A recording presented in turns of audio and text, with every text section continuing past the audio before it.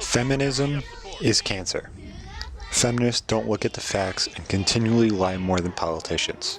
But many of them will call you racists, bigots, among other things, just because you disagree with them. Feminism isn't what it used to be, trying to find common ground between the sexes or to deal with the problems in between them, but to show that the world's changed. There's a different filter over it nowadays.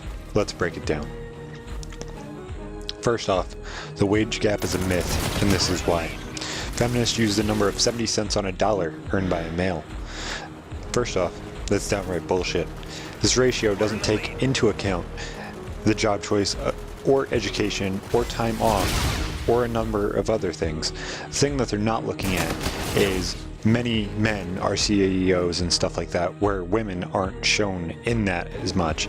So therefore, there really isn't a wage gap if you think about it. If you look even at baseline jobs, I could get the same job as a woman and still be paid the same unless I have more experience. That's the only reason why I would be paid more. If females were getting paid 70 cents on the dollar, you got to think many more companies would be filled with females instead of about a 50-50 split, especially after certain quotas that you have to hit and everything else. You have to have a certain amount of each group. So that's kind of where the wage gap really tends to look like shit. There is no wage gap because there really isn't a gap in between the sexes. Obviously, different groups of people do different types of things, but let's break it down a little bit more.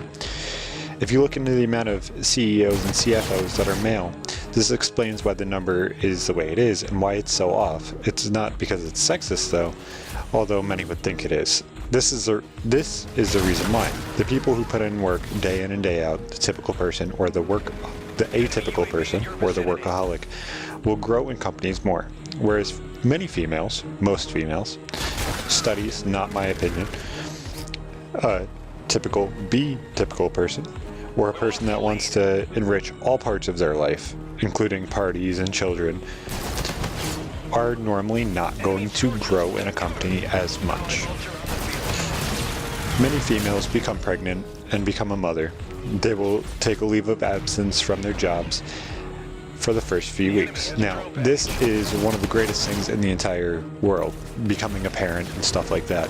Now, obviously, I have opinions on this. I feel that men should have the same opportunity to take paternity leave so that way they can help their significant other take care of the kid and stuff like that. Obviously, the whole problem with it is trying to figure out if they get sick time or paid time off or not paid at all. And that's kind of the big hole that you kind of run into with looking at this. Everybody, especially feminism, is complaining that females should be encouraged to do this and stuff like that and paid so that way they continue growing in their career. That doesn't really make a lot of sense to me, them getting paid to grow their career even more. When they're on maternity leave, they should be taking care of their child. They're not growing skills, well, growing onto their skills at least, and they're not growing their knowledge based on the topic that their career's in. And that's where the big problem is. They're saying that they want to be compensated for their hard work, but they're not working at that precise time. Therefore, why are they going to be paid more? They're showing that they want more raises and stuff like that when they're coming out of a leave of absence, and that's not really what they should be doing. They should be worrying about taking care of their child, coming back, and trying to get their nose back to the grindstone and make more money. This is an amazing experience, obviously, but the thing people need to understand is when you take time off work, you don't grow in work-based skills, or you shouldn't grow in pay. Like, that's plain and simple. Yet females demand they should be paid more because of this time. I personally disagree with this increase in pay because it's kind of greedy. Asking for more money when you're not increasing your skills or increasing your work ethic or anything like that is kind of blind.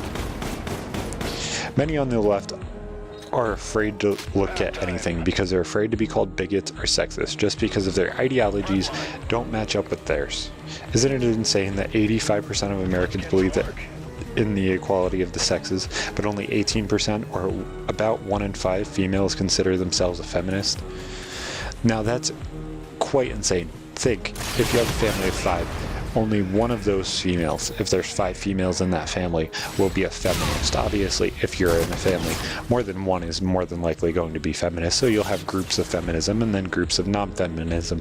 But that's here nor there. That's what we're kind of looking at here, is feminism is falling apart because it's no longer equality of the sexes, because we're kind of there. We're kind of at the point where there is equality. Obviously, there's things that men want to improve their life, and there's things that females want to improve their life, but there's no real inequality in between the sexes. If you're talking about race, obviously there's a little bit of a question mark there, but sexes, they're kind of even now. Men do what men do, and females do what females do, and if females want to take extra effort and do the things that men do, like serve in the military and stuff like that, then they can do that. It's not like it's out of their realm. They have the opportunity to do it, but they're not forced to do it, obviously. Obviously, that's going to be another thing that I'm going to talk about in a second, is the whole voting and stuff like that. So, don't be sad, you people out of the United States. People elsewhere have it much worse stat-wise. About 1 in 7 in the rest of the world feel that they are disadvantaged, or they're a feminist. So, in the United States, 1 in 5 females feel like they're a feminist, or they feel that sexes are unequal. But in Europe, China, everywhere else, about 1 in 7. So obviously we see that there's a huge impact right now. We see things like Trump being elected. There's being a revolution in France and Germany because of the massive migrant immigration, and people are trying to kick them out right now. Obviously that's a very, very large feminism movement, but most people won't talk about that because Muslims aren't supposed to be sexist, but you know, they kind of are. Here and right there, we'll talk about that in a second as well. The thing I want people to understand is when I grew up, feminism was more looking for equality, but being 23, it's changed in my life to the cancer we see today. The wage gap is a myth, as we all see already, but what else is shown in the fascist rhetoric that they spew? They hate men. Many social justice warriors on Twitter spew about killing men, or even mass purges on men because of the patriarchy. Now, this is where I kind of wanted to break down the draft thing and stuff like that. Okay, so, number one, if there is a patriarchy and men are the elite class in the world, number one, you probably would be listening to this. Would kind of be great for me, but most of the people, I don't expect you to listen to this. I expect you to just blow it off and everything else. But second off, the patriarchy is kind of a blind thing for an excuse for people that don't feel like they're getting the right shake in life because they can't push themselves to do something. And that's where the big problem is. They aren't pushing themselves to do something. Isn't that kind of blind to say that they hate men because of the patriarchy, when most women want kids, want to be able to explore their sexuality and everything else? Isn't that kind of wrong for you to say that you hate the other sex, but yet you want to have sex with them? Isn't that kind of illogical? Like, it doesn't make any sense. Now, let's break down the draft thing. Many females, asked quite a few of them myself, asked males myself, and I asked about the draft. I asked, should females have to sign up for the draft? I talked about this to my fiance, I talked about this to my family and everybody else. Quite a few of them are feminist, but here and there. I personally feel if females want complete equality and they want to continually complain about there being inequalities, then they should have every right that men do. Now, most people would say they already do. I say they already do. But if they're going to complain, then they get the negative repercussions to that as well.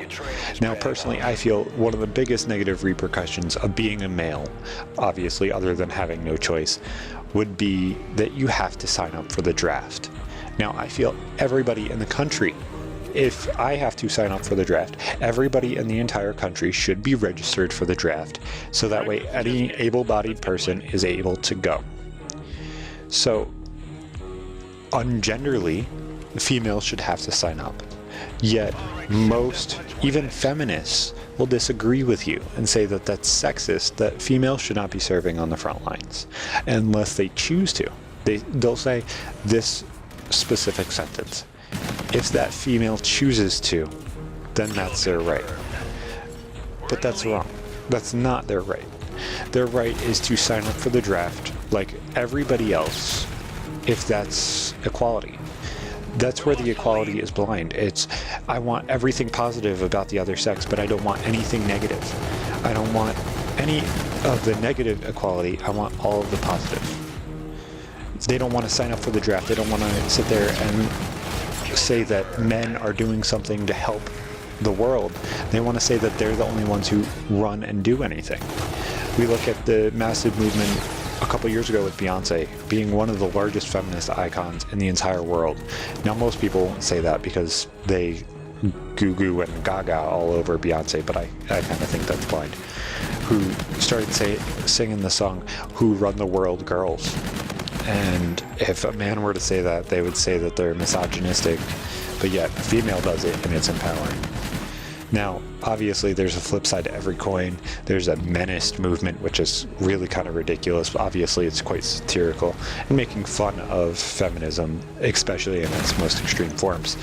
So, obviously, I wanted to break that down a little bit more. So now let's move into the Muslim feminism thing and really see how this is affecting the world, because in the grand scheme of things, it's one of the most ironic and absolutely retarded things that anybody could look at and will say that it's right, because, you know, it's wrong to say that Muslims or females are doing anything wrong in this world. So I will use Germany as an example. I don't know if I talked about this in the last episode of this, but I feel like I did. I could have been in a different video, could have been something I didn't release. I don't remember. But when the Syria migration started going into Germany, when they first accepted a whole bunch of people, there was a mass gang rape, I believe, in Berlin, possibly. City may be wrong. Topic right. They were in a subway station and made it so that way they formed a gauntlet leaving the subway station to strip women and molest them, and in some cases gang rape them. Now, obviously, that's a very, very harsh topic to talk about, and many liberals will be like, well, the race shouldn't be included in that because it's stereotyping them. There are a reason that there are stereotypes. Most people fit into them. Most people. Not all of them, because I will never say all of them, because personally, I don't fit into some stereotypes either. But most stereotypes sort of fit. That's why they're there. Muslims are fitting the stereotype that they gave all of us, that they're a very aggressive type of people.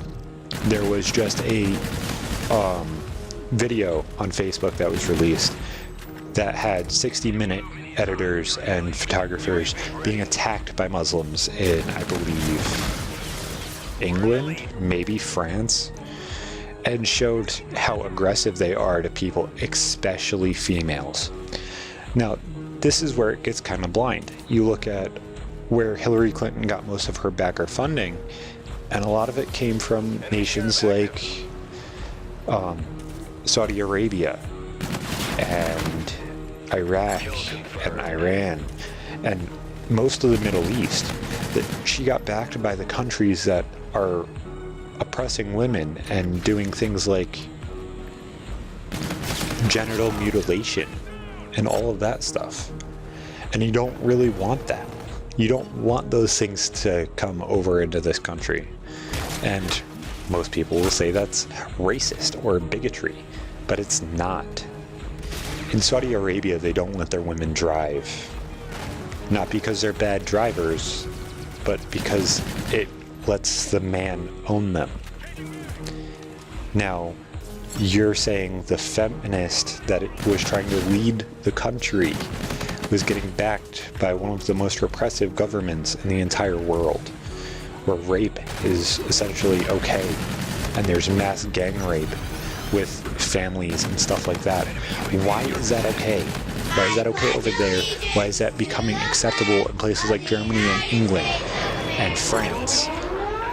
Yet, we have people that are falling at Angela Merkel's feet, falling at Hillary Clinton's feet, and saying that feminism and Islamism should be together.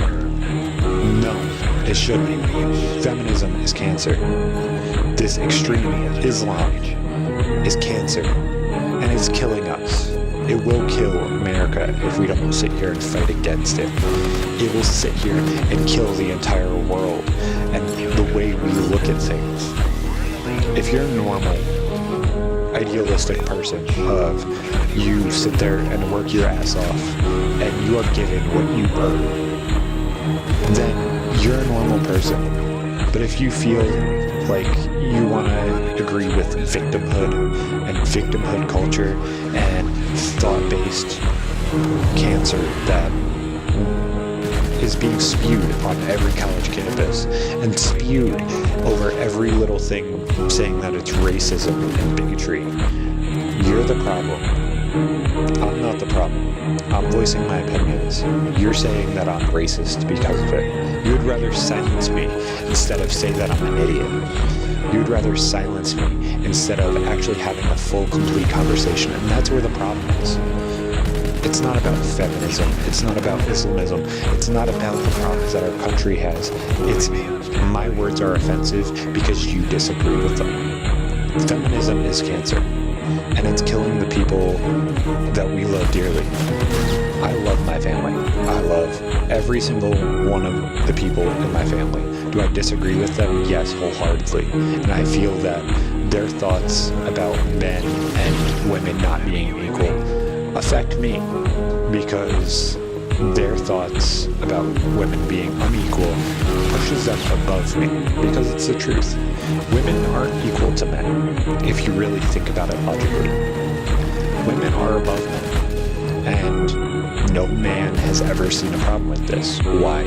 Because of chivalry back in the late 1800s, 1700s. You look at chivalry and the men taking care of the women. You look at now what chivalry is women can either provide for themselves, go to school, take care of themselves, and do everything themselves and be considered independent. Or they can be considered a woman who stays home and is a stay-at-home parent, and that's okay. Or you can just say, I had a shitty ride in life, fuck it, I'm gonna go set my life up in somebody else's life who's rich. And that's perfectly acceptable, because most people find that to be an ideal of women. Now, obviously, that could be considered wrong, but I can't go set out my life in some woman's life because they're rich or something like that. No, I have to work my ass off and get everything that I want based off hard work and doing the best I can for not only myself, but my family. And that's what is blind about it. It's not feminism. It's not menism. Because neither one are right. It's we are all equal. And truthfully, I treat my fiance like a queen. She's everything to me. I would do anything for her. She asks me to do something, I do it. Not because I'm a bitch, not because I'm a pussy. Go ahead and say it, whatever the fuck you want. But I'm of that old school mentality where I take care of my family, and especially my fiance and my wife. You know what I'm saying? That's my mentality of being able to take care of that person as well as I possibly can. That's my job. That's my job as a man. That's my job as the caregiver. So, I hope you guys all enjoyed. I hope you guys enjoyed this rant. This one was a little bit more topical than the last one, obviously, the last one being Trump's inauguration. This one is about a month afterwards, maybe 3 weeks or so. I hope you guys all enjoy it. As always, guys, I am your boy, IconicBelow. I hope you guys enjoy these videos. Make sure to leave a like button down below if you guys enjoyed it. I don't care if you guys are afraid to share it. Share it. You know, it pushes the conversation instead of everything being one-sided. It's not about your opinion or my opinion. It's about trying to show everybody's opinion. Because when we show everybody's opinion and combine them into one complete ideology, we actually can get growth in not only our country, not only the world, but everywhere around us. Have a good one, guys. Love you. Take it easy.